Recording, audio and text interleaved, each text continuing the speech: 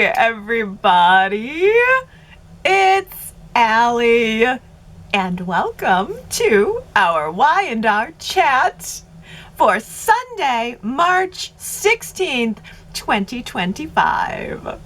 Okay, so Y&R said, you want a twist? We're gonna give you a twist. We know that all of you have been speculating about Alan and Martin since the very day that he fell off the balcony. Well, here you go.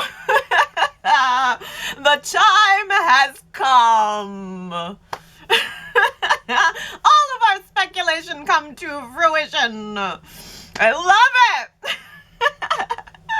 I love it, and I feel it's a very good tie-in to everything that went on with Sharon and Phyllis. Because, yeah, all right, they weren't kidnapped by someone that they knew. They were just kidnapped by someone who wanted to use them like lab rats for a psychological study. That's even worse. That's even more compelling, really. Okay, now I'm kind of assuming that we're dealing with Martin here, right? It's not really Alan, it's Martin, right? But then again, I don't know, and I sort of hope that it's dragged out a little bit more. I hope we don't find out right away. I want there to be a little mystery here, because certainly Alan could have gone off the rails, or he could have been crazy all along, or he could have been Martin all along. Or, I don't know, maybe Alan was off on the speaking tours that he was talking about. He just got back from speaking tours. Maybe while he was off on speaking tours, Martin found him, knocked him out, and took his place. Again.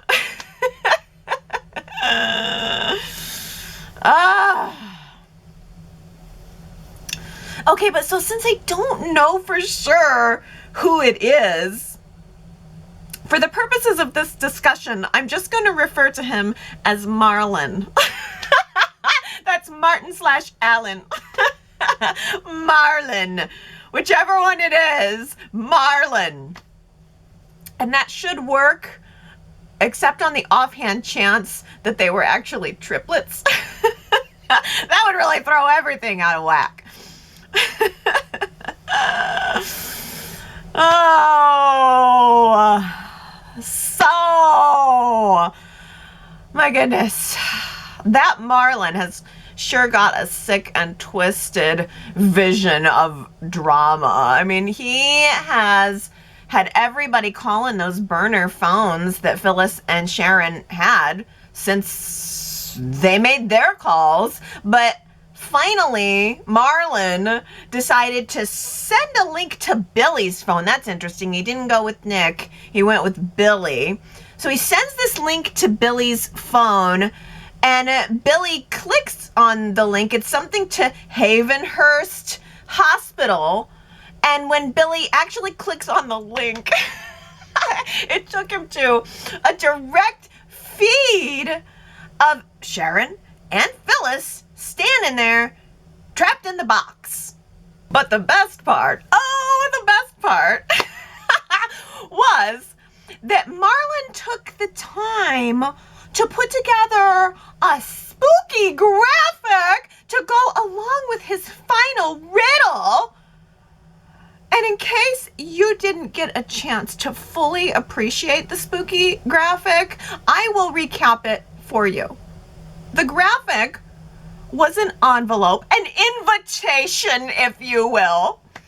And the envelope slowly opens, and then a scary skull pops out. And at first, the skull just looks at you like, hey, I'm a scary skull. What you gonna do about it? But then the skull opens up its jaw and like flies into the screen, eating you.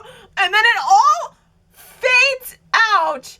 And you're just left with the riddle, who will pay the price for the life of the mind? Me, pick me. I want to pay the price for the life of the mind.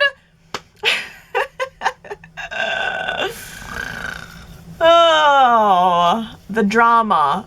It was probably a GIF. A GIF? How do you say that? The .gif? It was a .gif. It was fully animated. Did he sit there at his little computer and fully animate that graphic and everything? This guy. Oh. But so anyway, Billy and Nick are like, huh? What is this? So they hurry off to the mental institution to go be heroes. Finally. Couple quick things that I want to mention. Number one, I really appreciate that we are just accepting now that the main characters do most of the police work, because I feel like that's how it should be. I feel like that's what the viewers want. We want the main characters to unravel the mystery. It's not fun if the cop does it. But I feel like Y&R's done a really good job of making Chance look less dumb. He looks less dumb than he used to. Like, now they're having Chance coming to the table with some updates and some security footage. And Chance was the one who was able to let us know that Phyllis and Sharon had been abducted by those white vans. So he's giving us the information that's around the mystery while still letting the heroes be heroes. And I think that's a really big improvement, and I hope it stays that way for future mysteries.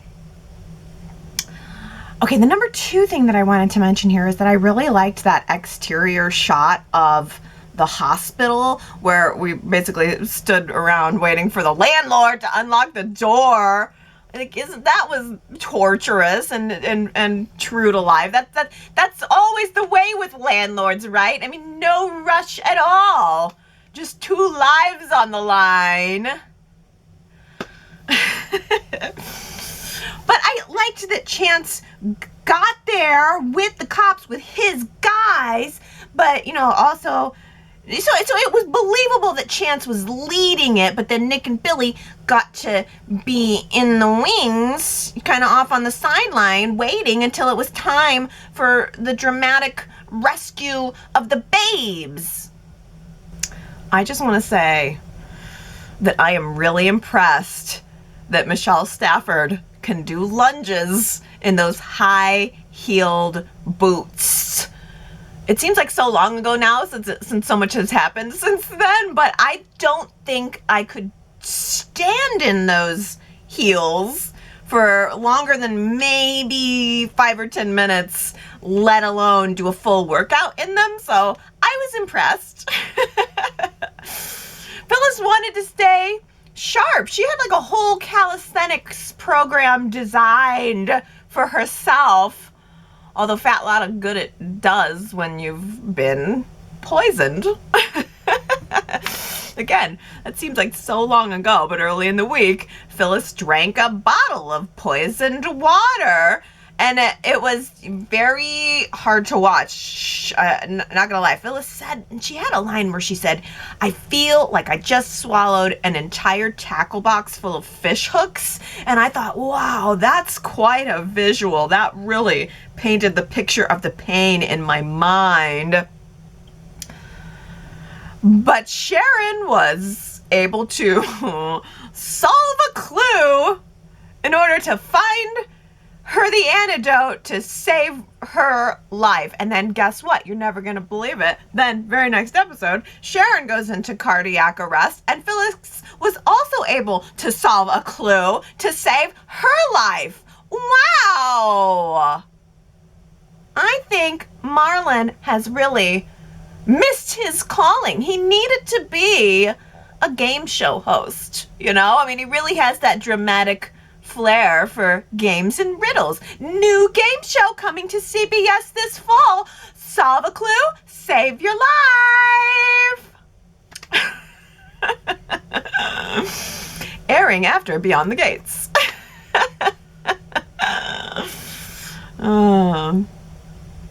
Yeah, but like Phyllis had to give Sharon the recess. It was scary. It was quite dramatic. It was quite a screenshot, too, that I got it if you want to go see it at yrchat.com. Phyllis on top of Sharon doing mouth to mouth.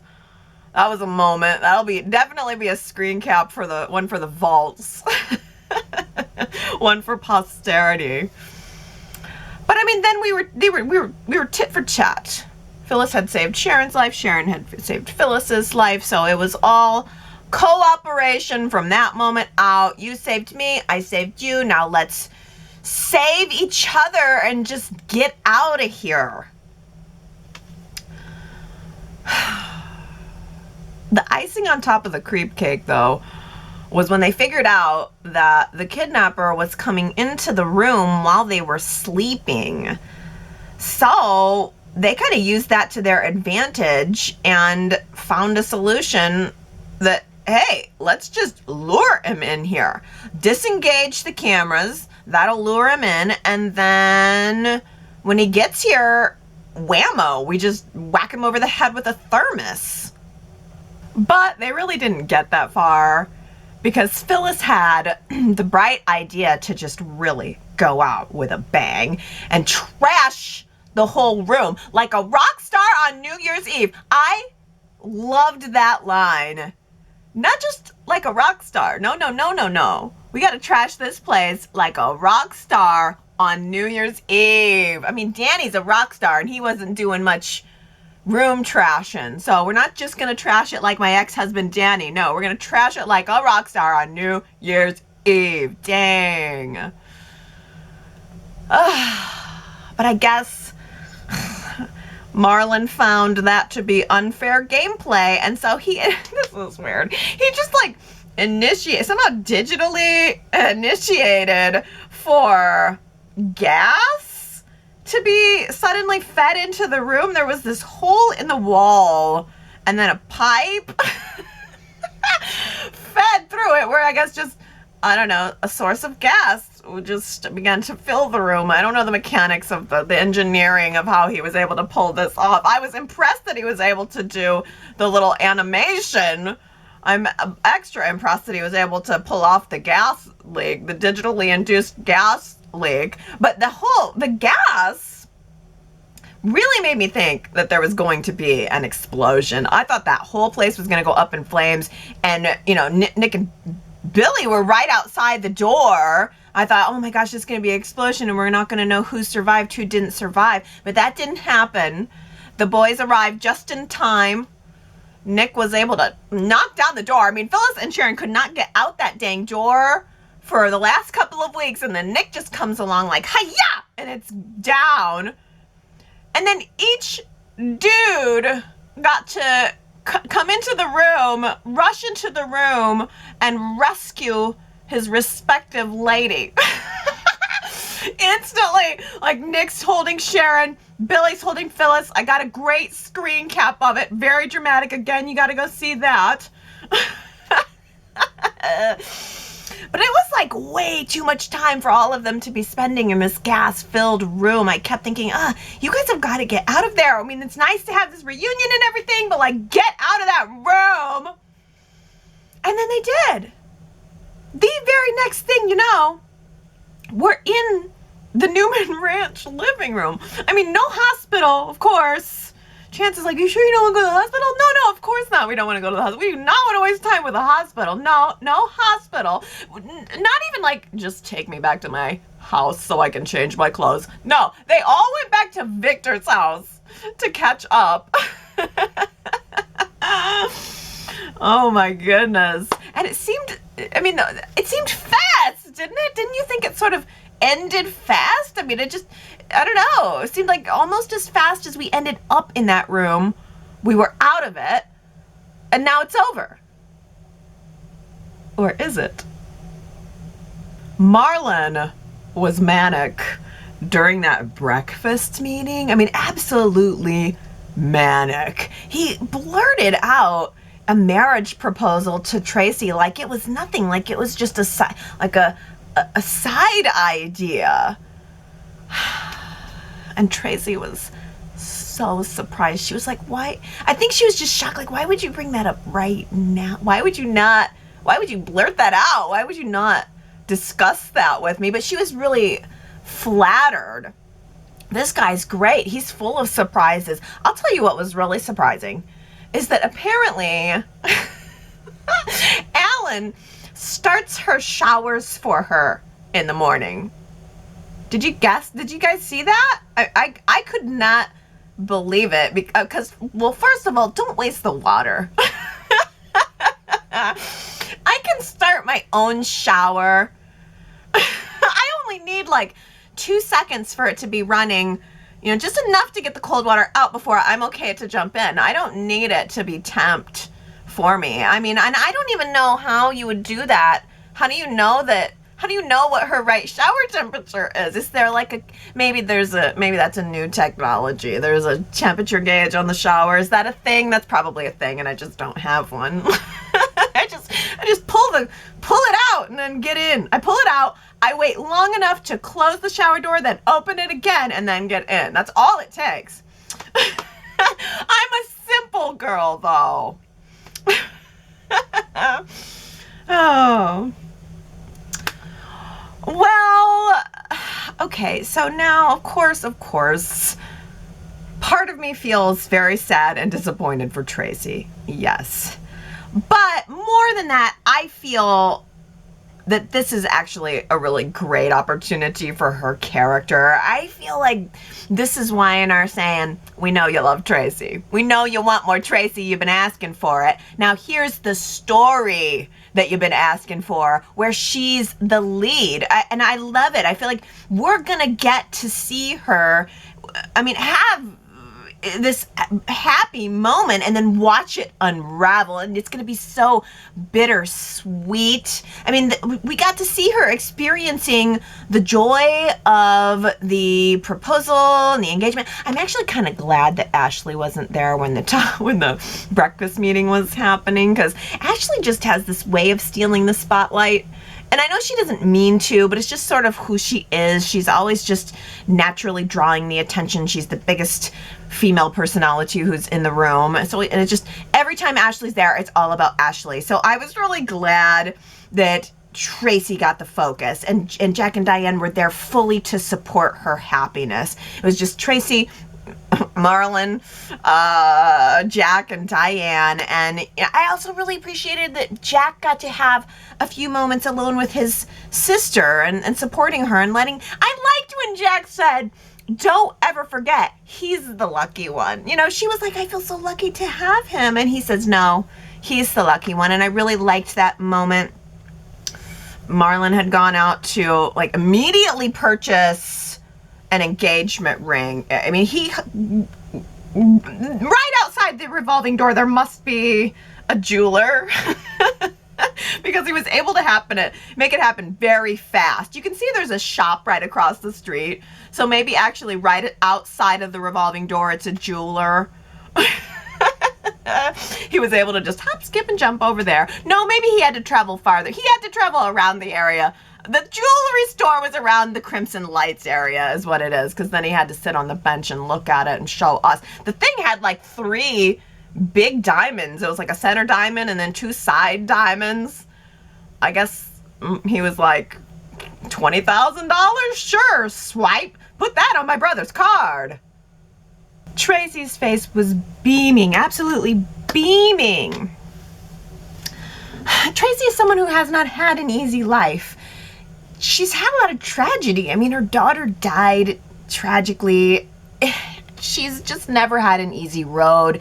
And so to see her so happy, so joyful, it was just incredible. She told Jack, which is so Tracy, I've had a good life. And she hasn't necessarily. I mean, she's had some privileges and things, but she's also had a lot of tragedies. But she's always so positive. And she said, I've had a good life already. Now meeting Alan at this stage in my life, it all just feels like bonus. And yeah, it's heartbreaking to know now that she's being deceived. It's gonna be further heartbreaking when she finds out the truth, but yet I'm okay with that. I'm okay with that because it's giving her attention. It's giving the character some focus. On Friday, she was in the hotel room wearing the red rose robe that she borrowed from me. I said, it's fine, you can borrow it. It's a special occasion, you know, I only want the best for you. So she's there pouring the glass of champagne And she keeps hearing this buzzing coming from the area of Alan's coat. So she goes over there, picks up his phone, and there's an alert that says something like, breach at the clinic. And now in the previews, Alan's coming out of the bathroom, sees her standing there with the phone, and he goes, what are you doing? But I kind of think that he's going to be able to talk his way out of this. I feel like she doesn't have enough room to be suspicious just yet. I think he's going to come up with something real quick, and she'll buy it. She's riding high. There's no reason to think that there's anything else going on here. But as time goes on, maybe over the course of another week, maybe by next Friday, she'll start to realize that there are little things that are off with him. And then maybe she'll be the one who's able to put together the pieces of the final riddle for us. And then I don't know, maybe she'll also get to turn around and have the romantic reunion with the real Alan. And who knows, maybe there will be a wedding at the end of it too. Maybe a total happy ending. I hope. You know who else is no stranger to a psych ward? Claire. Just saying. Just saying. Well, I cannot imagine that an elementary school aged kid, kindergarten, first grade, something like that, would be able to sit through 2 full-length movies, let alone 2 full old movies. But I am interested to know if Harrison was able to settle the debate between Jack and Diane over the definitive bond. Roger Moore or Sean Connery? Who is it? Should I not add Pierce Brosnan into that list? I feel like he got a Bond film more in my youth. Or if you're next generation, then you've got Daniel Craig. Who's your Bond? Maybe that should be the poll question for the week, even though it's not. But you can leave comments and let me know what you think. Anybody want to weigh in on the definitive Bond? Holden, what do you say? I'm sure you got an opinion since you seem to know so much about martinis. Well, let me say, I am very intrigued about Claire and Holden's new friendship. Shaken, not stirred.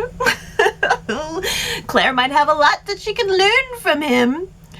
And maybe Holden can give Kyle a run for his money, something to be jealous of. And maybe, just maybe, that's exactly what Claire has in mind. Yeah, I mean, Kyle's not the only fish in the sea. That's the truth. She may love him, but he's not the only guy out there. I mean, she's just opened up to the world of dating. She doesn't have to be committed to Kyle. And if Kyle's going to find himself all wrapped up in Summer's life all the time, then why shouldn't Claire wrap herself up in something new too? Or someone new? Yeah. I mean, I don't know. I still really feel like Kyle and Summer's connection is very light.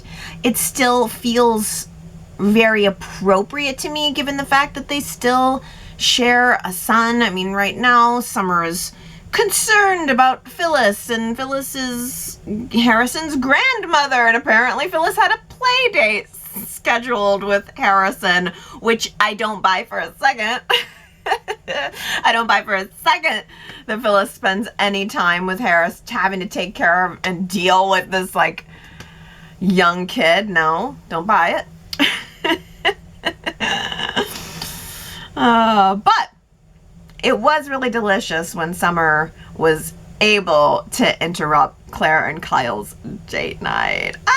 She had to get in there and stop them right in the middle of their dinner. They had it planned. Harrison was with Jack and Diane. This was romantic. They hadn't had a chance to spend time together lately. And then Summer had to come up into the middle of it and interrupt them to express her concerns about Phyllis. It could not wait until morning. And, I can totally see how Claire would be irritated, and I got a really great screen cap of her face when Summers said, "Sorry to interrupt," and Claire, under her breath, said, "No, you're not." You know who else is no stranger to a psych ward? Chloe. Because for a couple of years, Chloe was in and out of psych wards. She was really touch and go. Murdery, not murdery. Murdery, not murdery. It was both. Maybe it should be murderous, not murderous. But Chloe hasn't been murderous in a while. And in a shocking twist of hell freezing over, Chloe has actually given Chelsea her blessing, as if Chelsea needed it, to go ahead and get back together with Adam. You two crazy kids, you've got a crazy kid, so go ahead and knock yourself out. You two crazy kids got a crazy kid, go ahead and knock yourself out. That's what I feel. She was speaking my mind, but it's very surprising. I mean, I think on some level the writers must have heard us, that we are kind of tired of that same narrative with Chloe. It's always the same thing. And so, maybe they've decided to switch up the character and we'll get something fresh. And that, to me, that then begs the question, did the writers also hear my brilliant suggestion about a wild twist of Chloe and Adam hate sex that leads to a full-blown affair? I mean, I really think that is what's needed here. Right? I mean, Chelsea and Adam are romantic and that's nice and everything, but now they have absolutely no obstacle on the horizon. Chloe has given her blessing to Chelsea. Victor has given his blessing to Adam. So in my mind, the only logical next step, clearly, would be a naughty affair that blows everything up. I'm kind of a genius. Who said that? Besides me, who said it? If you think you know who said I'm kind of a genius, why don't you go over to yrchat.com and find out if you're right. Hey, before I get to the comments this week, I just want to do a quick shout out to Y&R Chatter Daisy, who I haven't heard from in, maybe a month or more. I always would get comments from Daisy, and now she's kind of missing. I haven't heard from her, and I'm a little worried about her, and I just am kind of hoping that maybe she's still watching the show and still listening to chats, but maybe just not logging into comments. So I just wanted to say, Daisy, I'm thinking of you, and I really hope everything is okay. If you get a chance, shoot me a message. I would love to hear from you again. Well, let's get to the comments that I do have, starting out with, the Phyllis and Sharon kidnapping and their evolving relationship. I actually want to give you guys a poll question for this week, asking, do you feel like Sharon and Phyllis should be friends coming out of this? Or do you like them better as enemies? Or do you want their dynamic to land somewhere in between? YRChat.com is where you can vote in that poll and let me know what you want to see for the future of Sharon and Phyllis coming out of all of this. Sharon W says, it was so good to see Sharon and Phyllis at the ranch recounting their capture and behaving like they were two old friends, retelling the horror they had endured together. While talking to Nick, Billy, and Chance, the best part was when they both realized that their captor was not found yet and they're both still in danger. And I don't know how they're going to connect those pieces, Sharon W, because the whole Marlan thing, he's not connected to them naturally. So it's going to have to be Tracy that puts together the pieces on this, because I don't think that Sharon and Phyllis would ever be able to do it on their own. They just don't have the information to. Russell says Sharon and Phyllis's tantrum was pretty funny. When Phyllis said that their family was scarred for life, she was so right. If any real person had had this much happen to them, there would be no coming back. The ladies seemed a little drunk. Yeah, they did. I mean, the tearing up of the room was really, really fun. It was a great way to end this storyline. And as soon as they started trashing the room, I realized, oh, this is about to hit a peak. There's no coming back from this. I mean, that's a one-time shot, wreck the room. And it seemed like they were both having a lot of fun with it. So, and I was tired of looking at the room. It was very dark and everything. So I was like, yeah, rip those pillows. Rip them to shreds.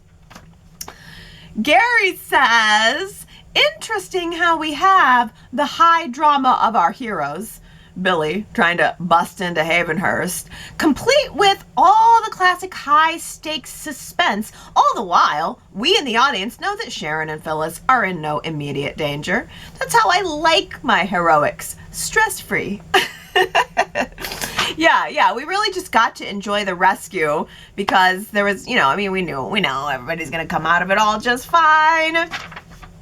Russell says Phyllis and Sharon are coming out of this as sisters. Ooh, that's very powerful. I wonder if that's what you want to see though, Russell. So go vote in the poll. They may very well come out, they may very well come out of this bonded, but is that what you want out of your Sharon and Phyllis? Steven says, the women don't need rescuing, thank you.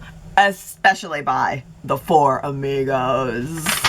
I mean, can you believe we spent all that time down in the sewer with Sharon, alone, having nothing, all to herself, drugged out of her mind, no wits, no ability to get out of that, and yet she did. But the whole time she was dreaming of Nick, thinking of Nick. Nick was there. She was dreaming of him. And he didn't end up rescuing her. She ended up rescuing herself. And now here we have this scenario in the hospital where there are two very capable, very strong women, and they weren't able to do it. I guess in that way, it is a little, just a touch on the disappointing side.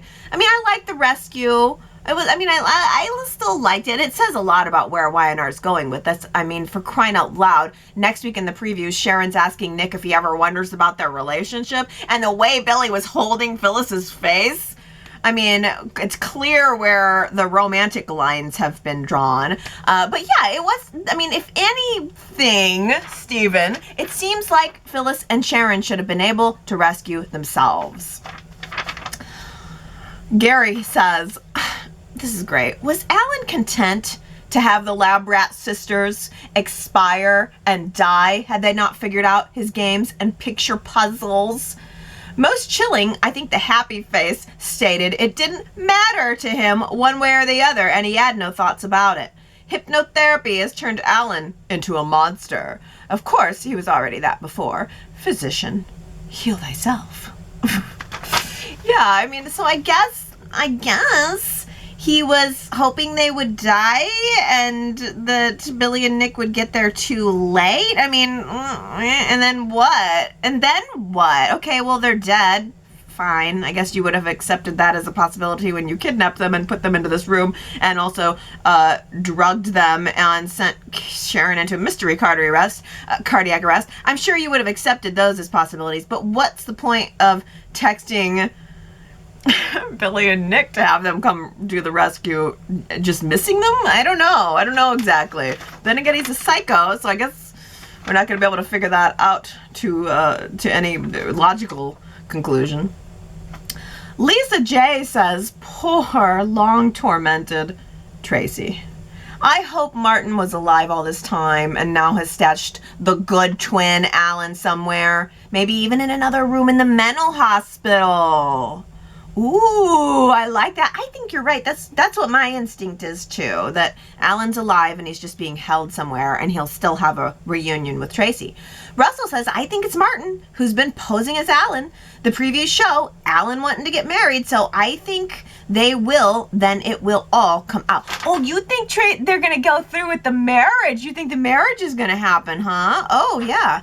But it's interesting that most people are reading it as, okay, this is definitely Martin, because I wasn't sure. I'm like, is it, or is Alan gone off the rails? It seems like the Alan thing or the Martin part seems like more logical twist. Brent says, what if Tracy finds out that Alan really is Martin and the man she fell in love with has been Martin nearly the whole time? at least since the brothers fell out of the window in Paris.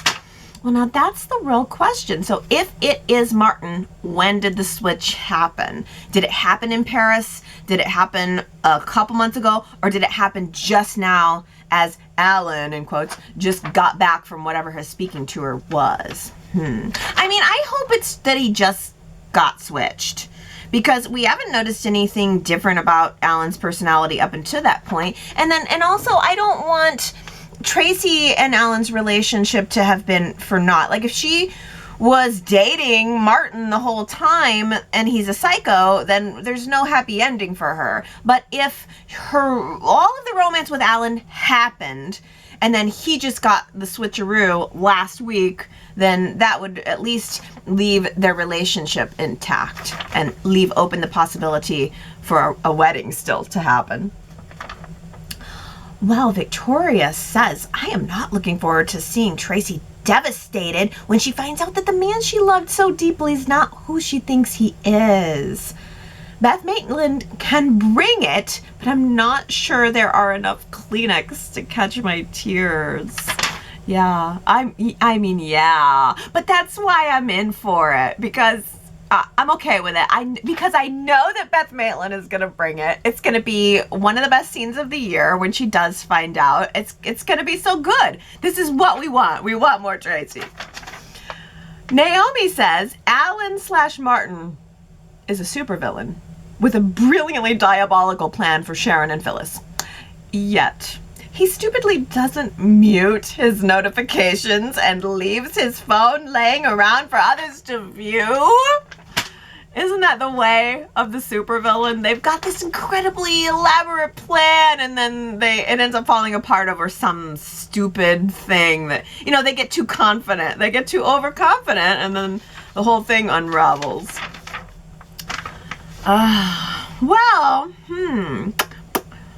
Let's talk about the ranch. Diana says, I really like the new decor at the old Newman Ranch house where Adam and Chelsea live.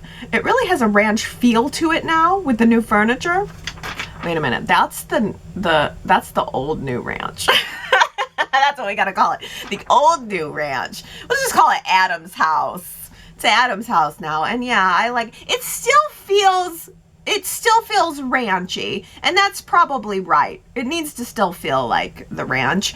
I hope that they continue. I like that Chelsea had like a little breakfast happening. I hope they can continue to use that table.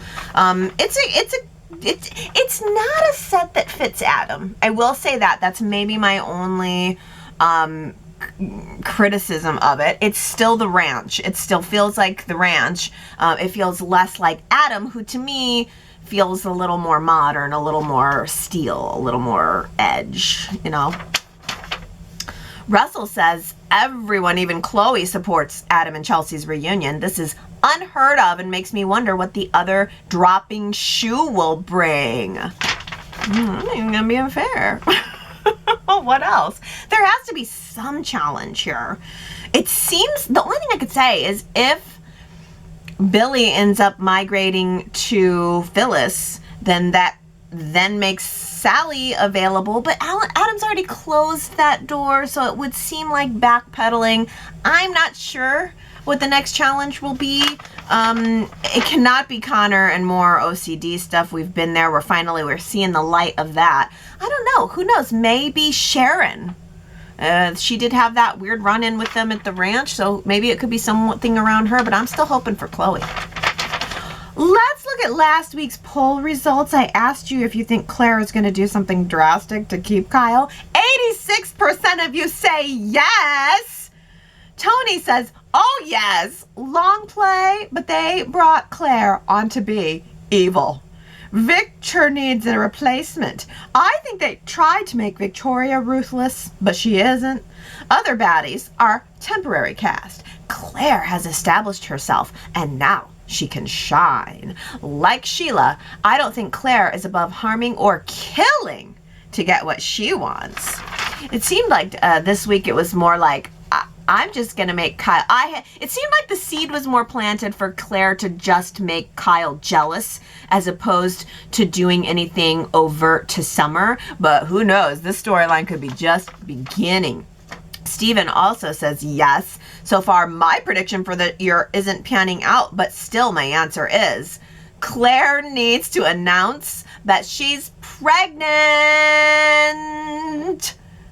It doesn't actually need to be true, though. Guests will have to go through metal detectors before the shotgun wedding. In the absence of Cole, Victor will grit his teeth while giving away the bride, and Jack should claim a dance with the bride. You know, that's a pretty good idea, Steven. She don't even have to be pregnant. She could just claim that she's pregnant, go ahead and get that wedding, lock it in, and then boom, boom, boom. But then it won't work out for her, of course, because it would be built on a lie, and lies always come out in soap opera world. Secrets kept, secrets uncovered. That's the name of the game. Well, Russell says Summer is way out of line, interrupting Claire and Kyle's date to talk about her general fears of what Harrison might be feeling.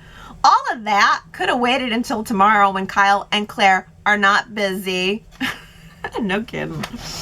T. Nicole says, ooh, is Claire going to use Holden to make Kyle jealous? I am all for her to scheme more to hold on to Kyle. Please, let's throw Holden into the mix.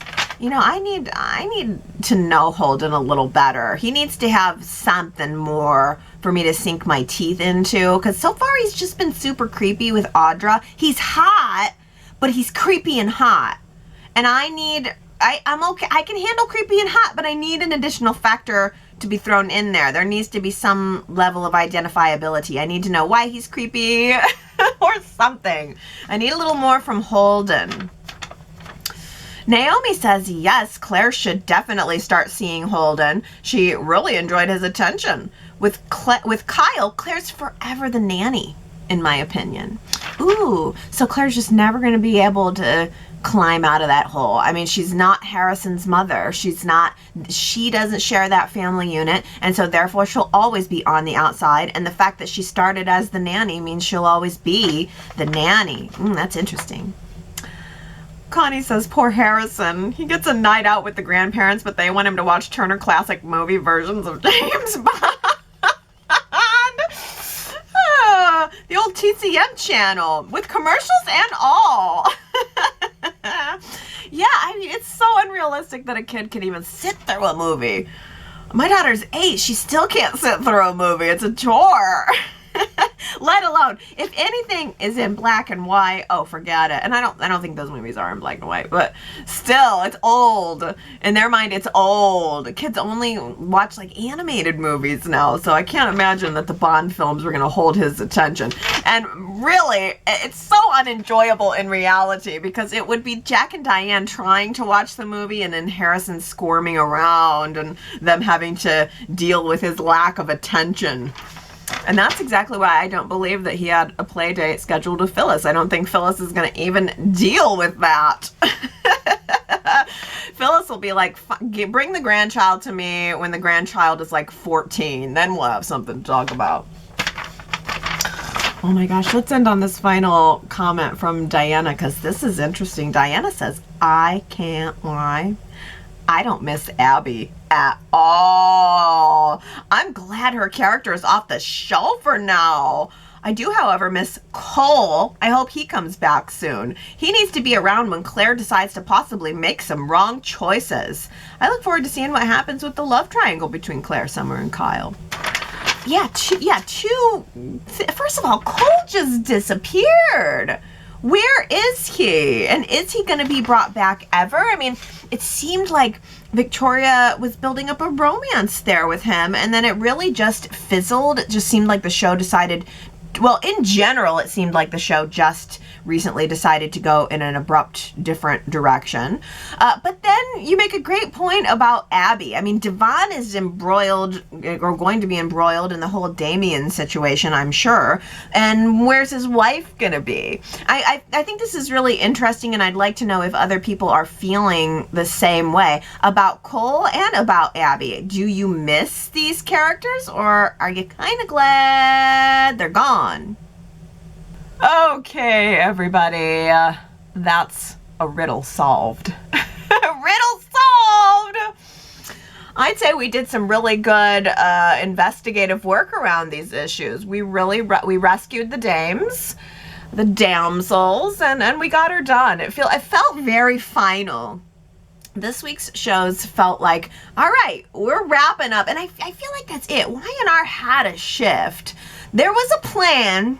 Something changed, and they had to move some stuff around to accommodate. And I feel like now we're coming to the end of whatever cleaning up, sweeping up they had to do, and it feels like something new is going to happen moving forward. Sharon and Nick, Phyllis and Billy, and who knows what else. But it feels like the times have changed now and shifted, and we're going to be moving into something new, or at least that's what I'm hoping for the spring. Something fresh, new. We've done our spring cleaning, and now it's going to be time to have something new. Well, if you have anything new to say, you should go to yrchat.com to look at some comments, or leave some comments, or vote in the poll.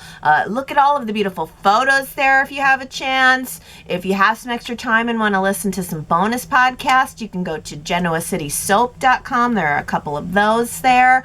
But if not, you can just do nothing and come back next Sunday, and I'll be here.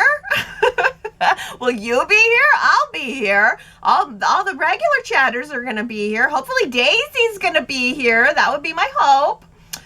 But until then, I hope you guys just have a really good week. Hopefully you're enjoying a little bit of spring weather where you are. And I'll see you next Sunday. I love you guys. Bye.